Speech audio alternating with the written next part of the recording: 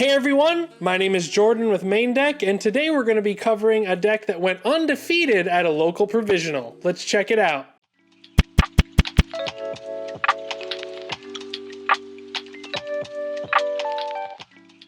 Hey everyone, welcome back. As I stated, we're going to be covering a deck that just blew everyone else out of the water, undefeated at our local provisional, piloted none other by our local Cole Sondreal. Welcome, Cole. How are you doing today?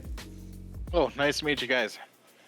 Yep, and just so you guys know, our other local, Mitch, that we've previously featured, who got second place at a provisional at Gen Con, was also defeated by this monstrosity. I personally, if you guys know me, don't like the character we're covering today, so I'm actually glad Cole is bringing it to the table, because I feel like he wouldn't have got coverage if it was up to me personally, because I don't make decks about him. So Cole, why don't you take it away and tell us about your exciting character feature. Well, don't worry, Jordan. You're not the only one who does not like Mineta. That was the general consensus that day. Was everyone was pretty upset with Mineta. Mineta, as we know, and I love, ends up stuffing the pool and making things a little more difficult and a little more hairy for his opponents. Very true. I know I've fought some Minetas in the past, and I know he got some extra spicy goodies in set 3, so I'm excited to go over the list with you. So I guess without further ado, let's kick it off with the one, or technically two of, but there's the only action and or asset in the deck. Nullify. For those who don't know, it's a new card. It's a 3-diff, 4 high block, not the greatest block, with a 5 check, and it has a response. After your rival plays a non-character enhance ability, you cancel it. Remove this card from the game when it leaves your card pool. It also has a second response where you remove it as a cost, along with discarding 2 momentum after your rival plays an enhance ability on their character, and you can cancel it. And this is quite valuable, as most cancel abilities in the game right now is specifically non-character enhance. Yeah, the best part about this card is it just says, oh, there's an ability that my opponent is trying to do that I don't like. I'll just say no to that. I'll just cancel it. Any Magic player worth their salt knows how good the card cancel is, and it's always nice to have one of those in your back pocket. As you mentioned, the 4 block on this is not why it's in the deck. It shouldn't ever be played as a block unless you absolutely have to as a last resort. It never felt bad having checked this with it being a 5, and it always felt great in hand. All right, good to know. Did you have any sick cancels that people weren't expecting in the day? Yes, the whole reason why Nullify is in the deck, there's not a whole lot of new set 3 cards in this deck, this being one of them. The reason why this one is in there was specifically for Midnight's somnambulism. The first thing that people end up doing is shutting down your character ability, and Mineta needs to be up for defense, so you're better off trying to stay up, and this action allowed you to save yourself and stay up against Midnight specifically. All right. And that wraps it up for the assets and actions in this deck. So did you want to start off with the foundations? Or actually, sorry, I apologize. We talked about people not liking Mineta and Mineta doing things. We haven't gone over the character himself. So go ahead and take it away and tell us about your character. Absolutely. As far as Mineta goes, he has once per turn, your rival adds 1 foundation from their stage to their card pool. If it is your rival's turn, they may build the top card of their deck face down. So essentially every turn, they will be debuilding and stuffing up their card pool, giving them constant progressive difficulty. Also has discard 1 momentum, reduce the attack speed to 0, draw a card. The draw card is super essential for the fact that he is a 5-hander. It makes it very difficult to have cards in hand to block cards against any 6 or 7-hander. So he needs that, but also to set the speed to 0 makes blocking very easy. All right, yeah. And then, so without that further ado, now we'll head on with the attacks. Starting off with this spicy one of Invisible Infiltration. It's a 4 difficulty, 2 mid block, 3 low for 5 damage. Hagrakure Breaker 2, which doesn't take an effect here, but it also has Enhance. This attack gets +1 damage for every 4 foundations in your rival's stage. It also has a second Enhance where you remove a foundation from either player's stage. After this attack resolves, the owner of the removed foundation builds it back in from the removed pile face up.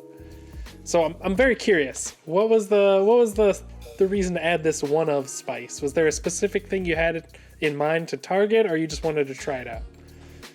So I pulled one of it, and I had seen that a few people had kind of talked about it just for the sake of bouncing your own thing. You can reuse something that you've already just used, and I will say sticky balls is the primary target with this card specifically.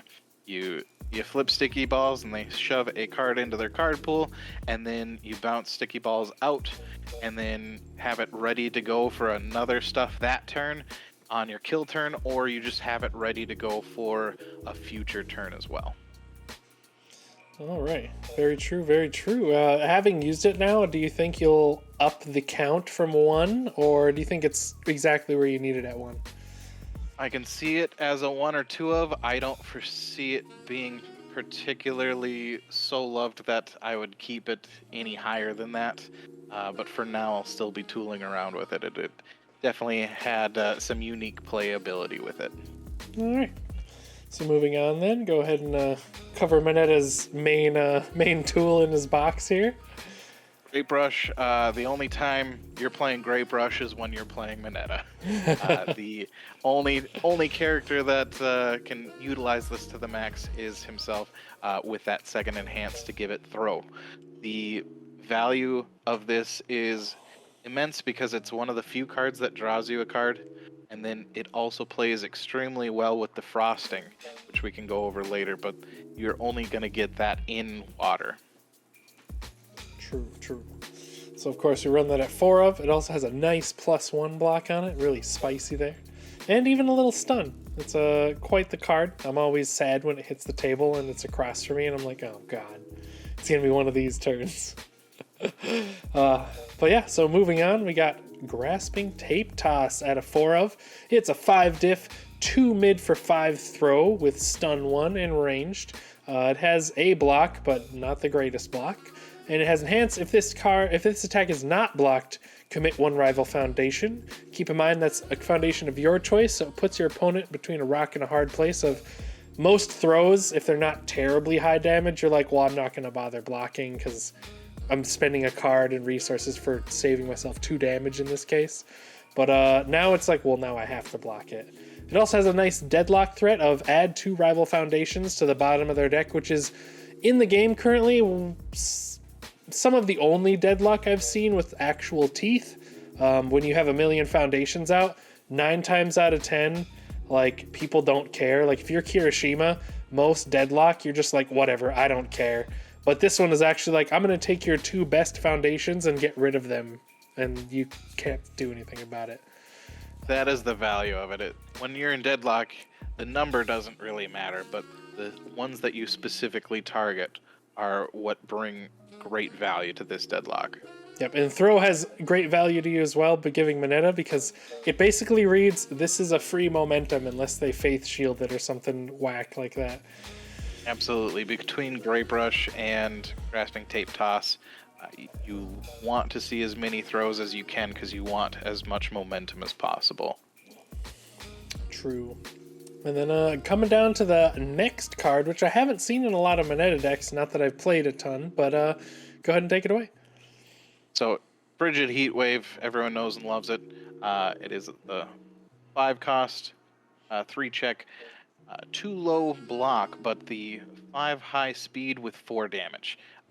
If you have 6 or more ranged attacks in your discard pile, you can draw 2 cards. As I mentioned, drawing cards in a 5-hander is the value that you have to see. Beyond that, you can also discard the top 3 cards of your deck. This attack gets +2 damage for each range attack discarded in this way. So you have a potential to damage buff on top of potentially milling more ranged to hit that 6 ranged discard threshold. Yeah, it's a very good card. And funny enough, your one throw here also has ranged, which kind of helps out in that as well. It's a nice ad where when everything just kind of comes together and fuels the same fire there. Yeah, Frigid Heatwave. There's a very particular reason why it's one of the more expensive cards in the game, because it has amazing value. Yeah, and the value, I mean, you don't even, I mean, obviously you have to run ranged, but there's so many cards with ranged under these 3 symbols that 9 times out of 10, even if you're not ranged focused, you get mad value out of this card. Because finding 6 in your discard pile isn't that tough if you're running 2 or 3 different, like, ranged attacks. You'll have that turned on at some point in the game, and drawing 2 cards is good. And its base stats are pretty alright as well. I think the wild thing is that there will be some games where in turn 2 or 3, you'll all of a sudden magically hit your threshold of 6 and be on, and then there will be other games where you flip through half of your deck and you're struggling to hit 4 and 5. So that one will just kind of come and go as it is. With that, that's why there's only 3 in there rather than 4, is it doesn't do you a whole lot of great benefit when you see it early. Yeah, true. All right, moving right along, we got 2 copies of Giant Ice Wall, 5 diff, 2 high block, 3 low for 5. It is Breaker 1, ranged, and stun 2, along with the special enhance of discard 1 momentum and your next range attack gains stun 2.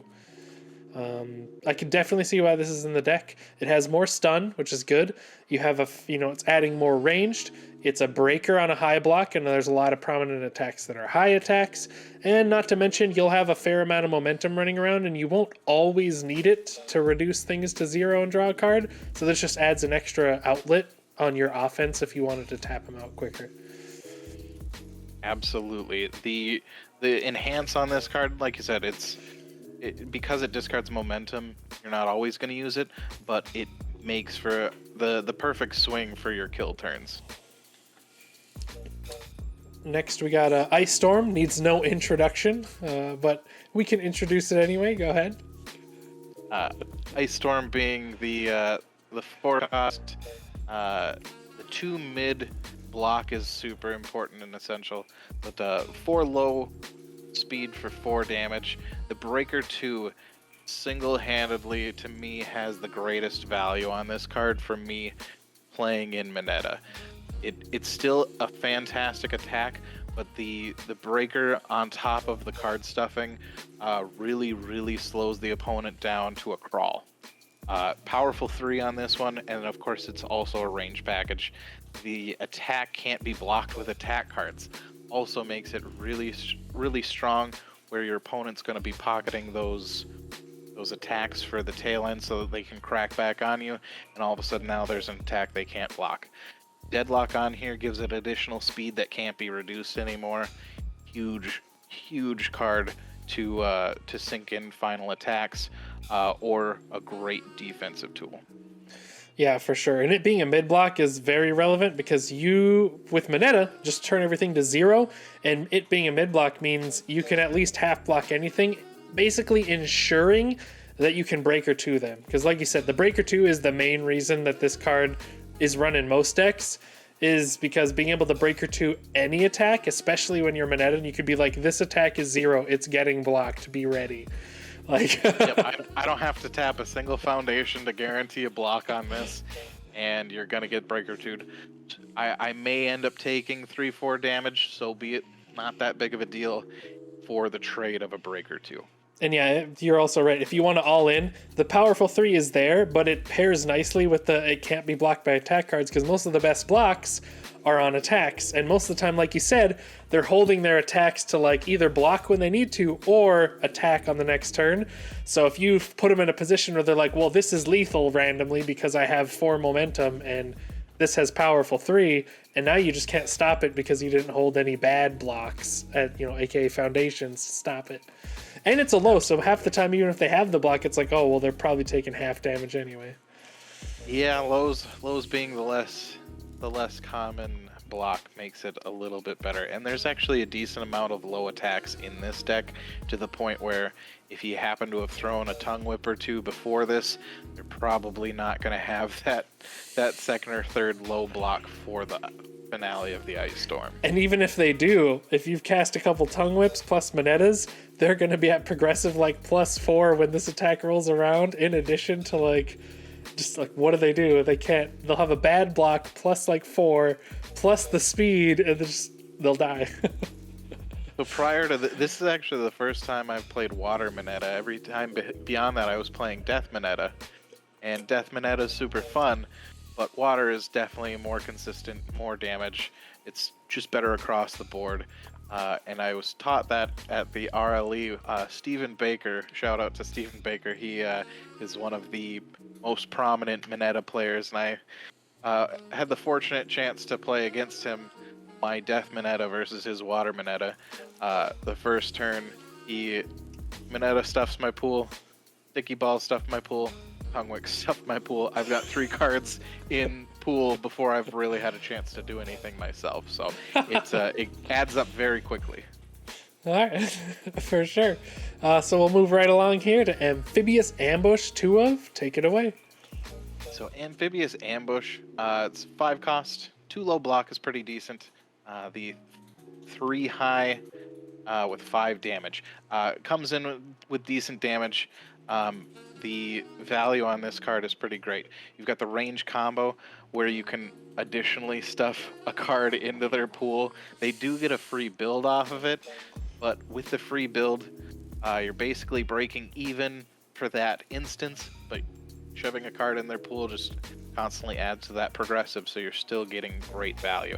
Beyond that, you can add one other range attack from your card pool to your momentum, so if they did end up blocking your opening Frigid Heatwave, you can still get it shoved into your momentum, which is perfect for Mineta. Yep. And it also clears your pool if it's that, all-encompassing final gambit turn. It just makes it a little easier to continue attacking if you happen to have them. Absolutely. So when you draw your 2 cards off a Heatwave, you can play your 2 attacks you drew. Exactly. It's funny because this card reads perfect for Mineta across the board. It's always been a great card. It's only at a 2 of, and honestly, if any card would come out, this is actually the card for in the attack slots. It didn't always perform and pair well. When it did, it sealed the deal, and it was always in the string for the final kill turns. But up until then, it just kind of sat around, didn't feel like it was doing a lot. Because more often than not, your tape toss is often your opening attack, and that's already going to deal some damage, so that's already going into the momentum anyway, so it didn't make a huge difference one way or another oftentimes, but still a great card, still really enjoyed playing it. Yeah, and I totally agree. Mineta is great, but since his primary momentum use is on defense, the snap momentum isn't as necessary in the deck. And like I said, unless it happens to be the turn that you're planning on pogging off and you have like 2 tongue whips in hand plus an ice storm to finish them off, and you're like, I want 1 more momentum to powerful that after they don't block. So yep, it reads real well. It just wasn't quite always the shining card of the deck. So yeah. And then moving on to the last, but definitely not least attack, we got Tongue Whip. It's a 4 diff with a low 2 block, low 4 for 4 damage ranged. Enhance, this attack gets +1 damage for every card in your rival's card pool, and another enhance is add the top of your rival's deck to their card pool. So in Mineta, it's getting minimum 2 damage, most likely more if it's the second or third attack. Yeah, seems like a pretty self-explanatory banger for this deck all around. Yep, absolute staple. You don't run any less than 4 of that in the deck, because it does exactly what you want to do.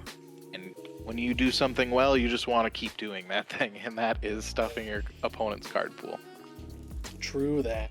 And that wraps up our attacks for this deck. Any final words on the attacks before we head on over to Foundation Land? As far as the attacks go, lineup felt really good across the board. As I mentioned, Amphibious is kind of the first thing that would go. The thing is there's not necessarily a ton of obvious answers. There is Flex Trap. That is another throw. And if you have less foundations, it's going to be a base 7. So that's a potential option to go in to that slot. But we'll kind of test around and see what else sticks out to us. For sure. All right, so on to Foundation number 1. We got a 1 of Basic Training, a 0-cost brand new foundation with a 2 mid-block. Response once per turn. After you play an attack, it gets 1 damage. And then Deadlock response after an attack is played, it gets +1 speed. Playable while committed.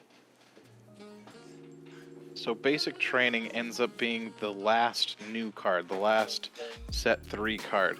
The only new cards for this deck was this 1 of Basic Training, the Invisible Infiltration, and the Nullifies. This was to test out and see how well I liked it compared to the Desperate Times. The Desperate Times was a 4 of, and then now it's a 3 to slide this in. Real simple. Absolutely loved this card. Was definitely worth its weight just to simply tab 1 up on your Gray Brushes. Just solely to go from an even to an odd.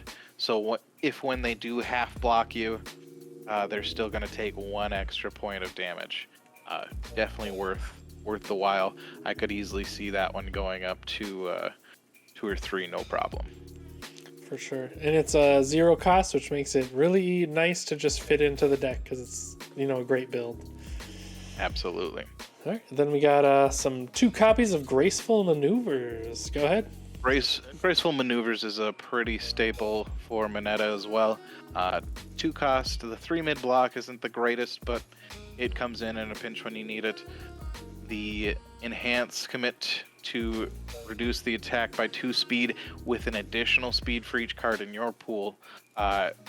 When you don't have your momentum or spent it all, and you're still getting swung on, this can oftentimes equate to the speed reduction that is on Mineta's character anyway.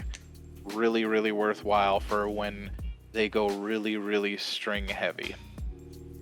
All right, moving right along, we got 3 copies of Defrosting, a 3 diff foundation with a once per turn enhance. There you discard the top card of your deck, choose one of the following, which is either 2 speed and -1 damage, or -1 speed and +2 damage. I can already see some interesting synergies with Grape Rush on this one, like you described earlier.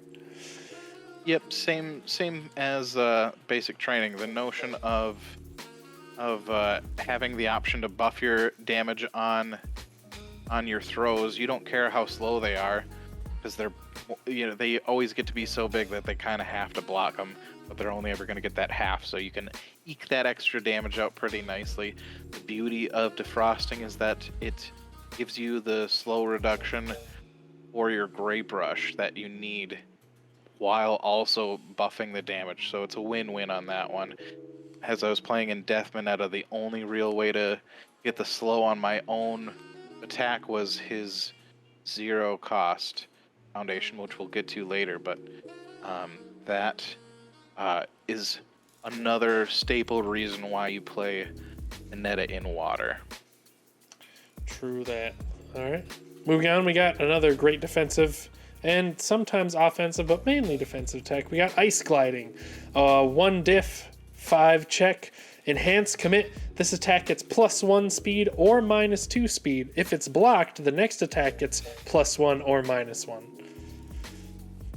So once again, straight staple. That is, it almost always a 4 of. I slimmed it down to 3 just to get an extra space in there, just so I didn't have a giant deck, but that is one of the best spam foundations that we have. It's always a great answer. Next card we have is that Making a Stand. It is a 2 cost with a 3 low block, not the not the greatest low block again, but it is at least a low. You have the main value on this is your stun attacks get +1, so that's also additional pump on your Great Brush, your Grasping Tape Toss, your Giant Ice Walls, and anything that you want to give stun with that follows your Giant Ice Walls. Any damage pump is super useful to Mineta since he doesn't have any damage pump on his character. It also doubles at any given point to discard. You can flip it to discard your opponent's momentum. Super worthwhile. I think it's never a bad idea to have a little bit of momentum hate here and there so that your opponent doesn't get too big for their britches, you know. Yeah, especially when there's prominent characters like Ochako running around who get like mega value even off of just one momentum. If it happens to be like, you know, a meteor shower, then you're like, you know what? Get that meteor shower out of here. You're not going to attack 8 times in one turn. Absolutely. Even the occasional jolt. Oh yeah, jolt too. Them being able to attack anything out on your foundation lineup doesn't always feel that great, so you can kick that out when you get the chance. All right. Next up, we got 3 copies of Faith Shield. Everyone knows it, and you either love it or loathe it. It's a 2 diff with 4 check. The main reason it's here is this text right here. Response. Remove after you block with this card. This attack deals no damage. Flip this attack after it resolves. And it's on a mid block. It has another enhance. No one really cares about it.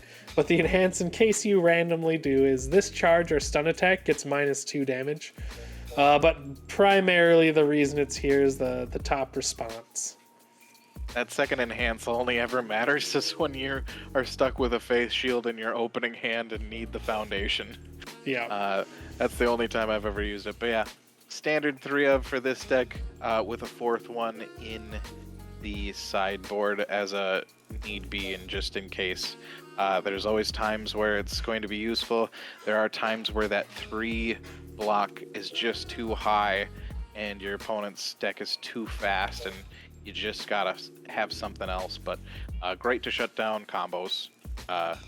Just something to shut down combos and shut down throws. Always love it.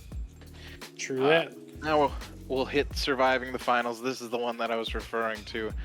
0 cost, 3 high block. Once per turn, this attack gets -1 speed. So it's this attack, so you can, not that you would normally ever want to do it, but on your own Great Brush to activate its throw is why it's useful that it can be on both. Other than that, just a nice spam 0 cost that you can occasionally splash a little bit of reduction in when you set your opponent's attack to 0 with Mineta's ability and they try and fight you and give a little bit more speed buff.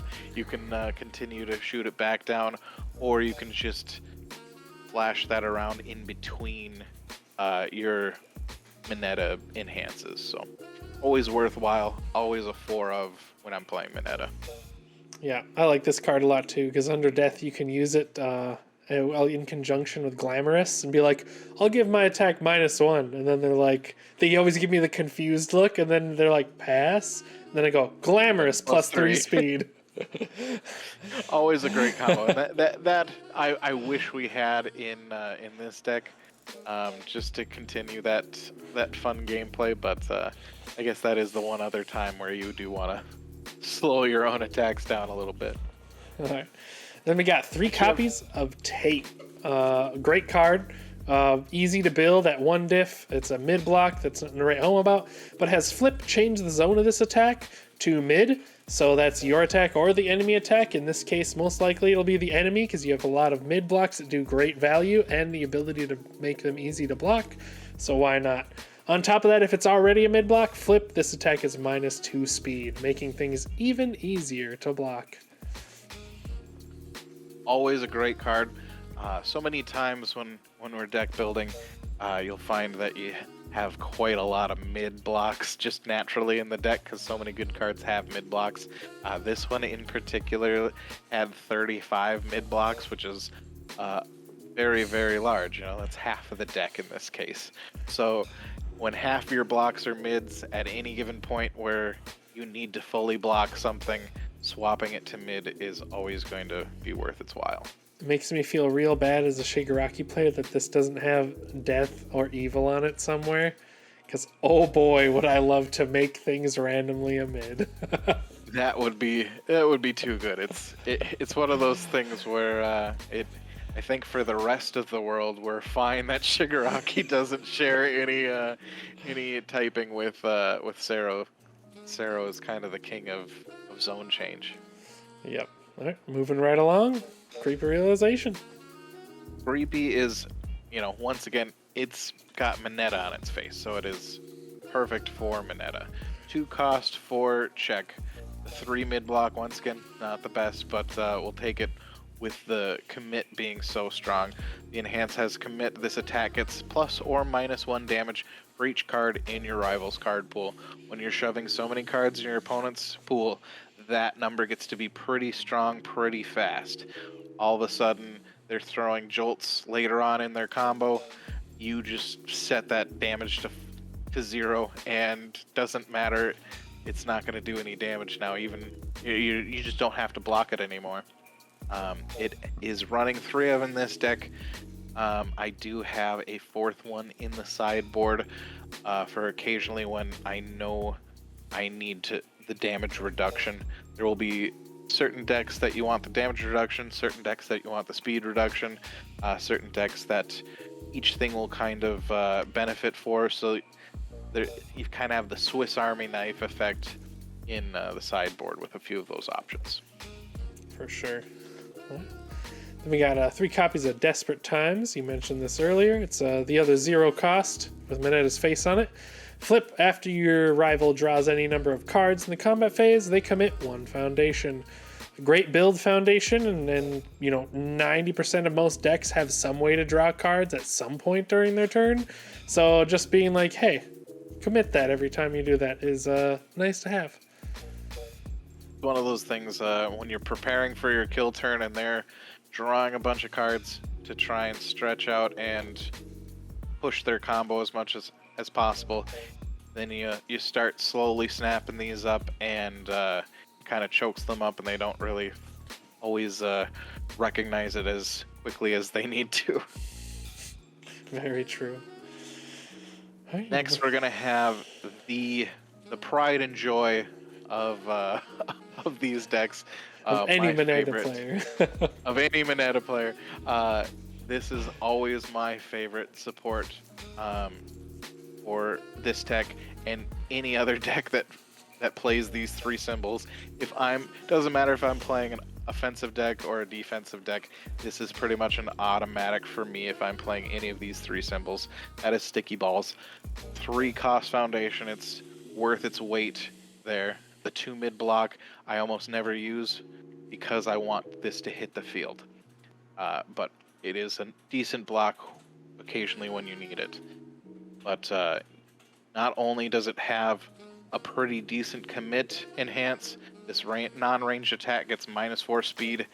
Huge. Nothing else really says just innately -4. It's a little tough against ranged decks, but it's still worth its weight for sure there. But the real pride and joy is flip and add the top card of your rival's discard pile into their card pool. So more and more stuffing, and this one's nice because you can use it on attack or defense. As I mentioned with Invisible Infiltration, you can kick it and do it again. Yep. It's very, very good, because if those of you who missed it, remember it says you build it from the move file face up. So you'd flip this bad boy and then just do it again.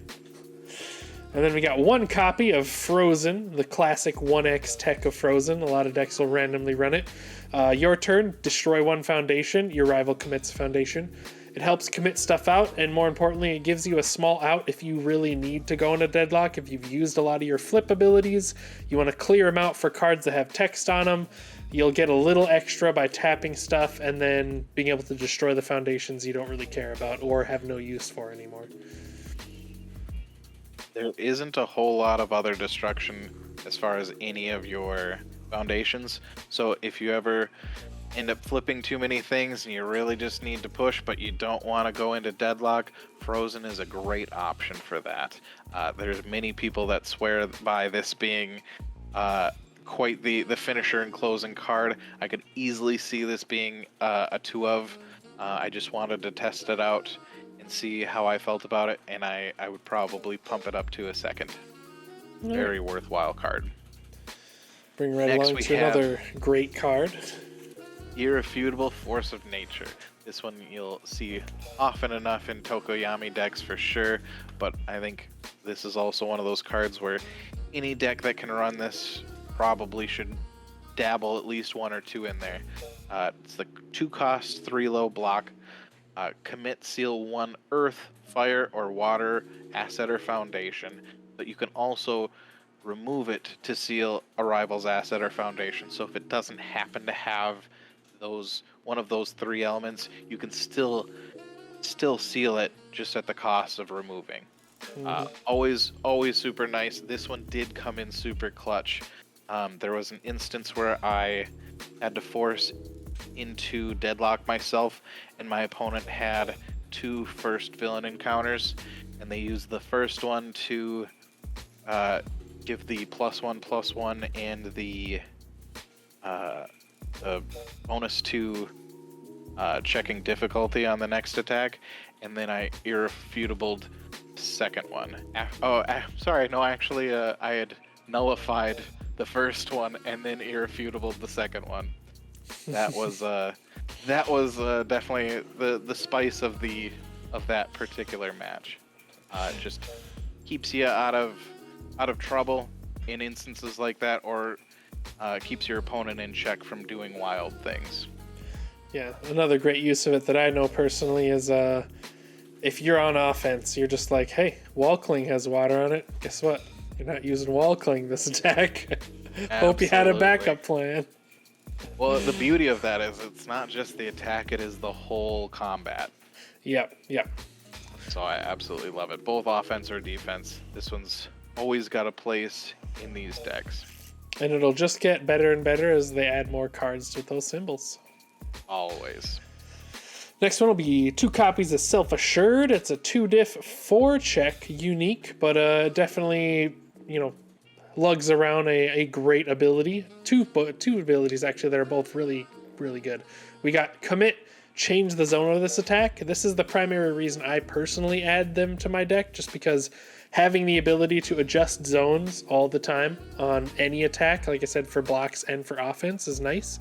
But if you're running the ranged package like you are here, the second enhance is also very powerful. Destroy, draw 1 card for every 4 ranged attacks in your discard pile, and keep in mind there's no limit to this. So if you have, all your attacks in your discard pile, you can draw a hefty pile of cards off it. This one, I absolutely love it. I think you're dead on for that first commit. Ironically, I never actually used that. I was ready to flip tapes where I could still keep the foundation up. I didn't have to lose access to the actual count of foundations themselves, but I did use the destroy to draw cards. Like I said, Mineta being a 5-hander really hurts sometimes, where you play out your 4 cards, you're sitting pretty with just your 1 card in hand. I did get to surprise Mitch a little bit when he's like, oh, you only have 1 card in hand. And I was like, yeah, I'll just draw 3 more. And he says, wait, what? It's just that nice little tech. With it being a Todoroki card and all of Todoroki's cards attacks being ranged, it fits perfectly. Todoroki's cards always work very nicely together, and this is just one more of those. Yep. Next we have Rescue Completed. That one's old crowd favorite. Always going to be great. 3 cost with a 2 low block. You can destroy it to ready 2 face down foundations that haven't been readied, but more importantly, you can commit any one of your foundations and the attack gets +1 or -2 speed. So it's a cute little slow pusher for offense, but all of a sudden you can start tapping your face down foundations to slow theirs down quite a bit, at 2 speed a turn, and then if you really need to, you pop it to get 2 more foundations back up. Always worthwhile. Always love to see it. Then we got the man, the myth, the legend, the foundation that people don't like to see on the opposite side of the board. 3 copies of Wall Cling. 2 diff, 3 high block, and it's flip. If your attack, or if this attack is blocked, it deals no damage. This is the card I hate the most as a Shigaraki player and a Todoroki player. It's just like, absolutely. No damage. I was hoping for your half block to get through, but it's not today. Whether it's half blocks or throws, this will always be relevant, always feel good when you have it, always feel bad when it's against you. This will always have places in the decks that it belongs in as well. Very similar to Faith Shield. I could have run them at 4. I like having the 4th one still accessible to me in the sideboard, but not necessarily clogging up my deck so much that I'm not seeing my other foundations. Yeah. Last card in this deck is First Villain Encounter. 2 cost, 2 high block. I love the high block on this. You have commit your attack gets +1/+1. Always nice to get the speed and damage. And then your next range attack this turn gets -1 difficulty. Most of the attacks in this particular deck are ranged, so it applies to quite a bit. The beauty of that is that you can skip something in between there. If you end up gray brushing or invisible infiltration there, you'll still get the -1 difficulty after that, because it still stays until your next range is performed. Mm-hmm. But beyond that, it does have the single best deadlock in this deck. Flip, your rival adds 2 foundations from their stage to their card pool. What could Mineta love more than stuffing the pool twice? There is nothing better than that. So that runs as a 3 of with a 4th one in the sideboard. Yeah, and that concludes this main deck as it's constructed. We'll go over the sideboard cards here, because unlike my deck text, this is an actual sideboard.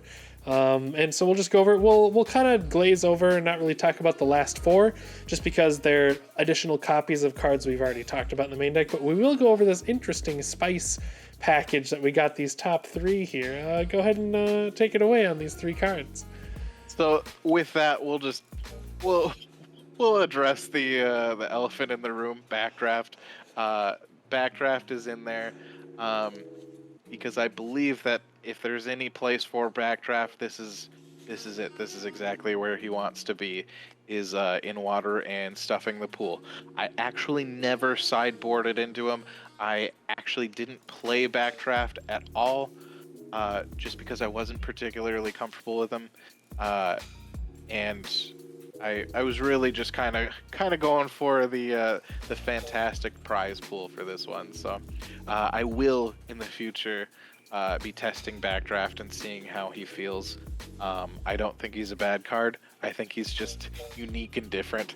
And if I did swap to him, I did throw Water Pump in there for him to swap into, because Backdraft has a specific enhance on that card to add the top card of the deck to the card pool. If the deck's already stuffing the pool, we'll just stuff it more. And he doubles down with the, if this attack deals damage, your rival commits 1 foundation for every card in the card pool. Exactly. Something low damage that they don't really want to waste a block on all the time, but they're kind of forced to have to block it like that, or suffer a bunch of stunning. Pretty hilarious. I'm really looking forward to playing this. I just didn't quite get to in this tournament. Yeah. The last one. Oh, go for it. I was gonna say, I'm with you. Backdraft is one of the characters on my short list that I'm making decks for with set 3 cards. Also, I just think the character itself is just hilarious, and then its effects are neat. I think it's funny because, like, when we were first looking at it, he kind of seemed like a joke, but then when you actually stop and think about it, he actually seems pretty decent. I'm definitely looking forward to it. Yeah, for sure. The last card, and actually the single most important card in the side deck, is Cheerful Uppercut. Many people run this in their main board, and I could easily see this being a main board option. Every game one, I would swap for the game two. I'd swap the 3 Cheerful Uppercuts in for the Amphibious Ambush and one other card. I always like this, similarly to the Ice Storm, just as a block to stuff up their card pool. It's a great defense because similarly to Ice Storm, it is a 2 mid block, so you can block mids pretty easy or half block anything else. With 31 health, half blocking is not that big of a deal all the time, so it's just fine to stuff up their pool even more and prevent them from stringing out too hard. Yep, and that'll stack more with your other stuff, such as Creepy Realization or Graceful Maneuvers as well. So absolutely, it's kind of the perfect. And it's not bad on offense either. If you're on a kill turn, making it deal 8 damage, pretty good. Absolutely, I did finish out a game with discarding Momentum to just finish it out. Perfect 8 damage kills. So it is also very integral to Mineta, to the point where I do see why a lot of people that do play Mineta mainboard it, and I probably should as well. For sure. And of course, like you said, we'll just kind of glaze over these. We got Face Shield, Creepy Realization, Wall Cling, and First Villain Encounter. Just got the extra 4th copy of each of those in the sideboard, in case you feel the need to throw them in there on different occasions. They all have their uses that are pretty self-explanatory, so we won't really need to cover them here. But that concludes this deck. Do you have any final closing remarks on the deck itself, or any changes you might foresee in the future outside of the ones you already outlined? There's so much new stuff within set 3 that can be, dabbled in. So I'm not for sure locked on anything in this deck, but it did perform extremely well for me, where I was very pleased, as is, where if I don't change anything, I'm also very fine with as well. But the new set is still so fresh and young, it's hard not to dabble around and see what's out there. So very true. As is, I do like where it stands. So all right. Well, thank you very much, Cole, for taking the time to come check out and display your deck that went undefeated on our provisional. Thanks for having me. Appreciate it. Yeah, hope you enjoyed yourself. And thank you, guys. I hope you enjoyed it as well. If you have any questions about the deck, feel free to leave them in the comments, and they'll eventually get around to Cole, and he can maybe answer some. If not, feel free to check out our Discord, which we have semi-automated tournaments that run all the time, or not tournaments, leagues. Very different than a tournament. The reason why it's different is because the league allows you to play at your own time frame. You get about a little under or over a week, depending on when it starts, to play your matches against anyone else in the league and report them. So no matter what kind of schedule you have, you'll be able to play and find games when you need to. Those also are free to enter and have some nice prizes. We have a special Halloween event going on right now as well. Links for all this will be in the description. If you want to support us on Patreon, you can go ahead and do that. We'll have bonus clips here and there and different things, along with some special titles for the Discord. And hope you guys are enjoying yourself. Thank you for our current patrons, which you'll see immortalized on the end card here. Thank you for your time, and have a great rest of your day. Goodbye, everyone.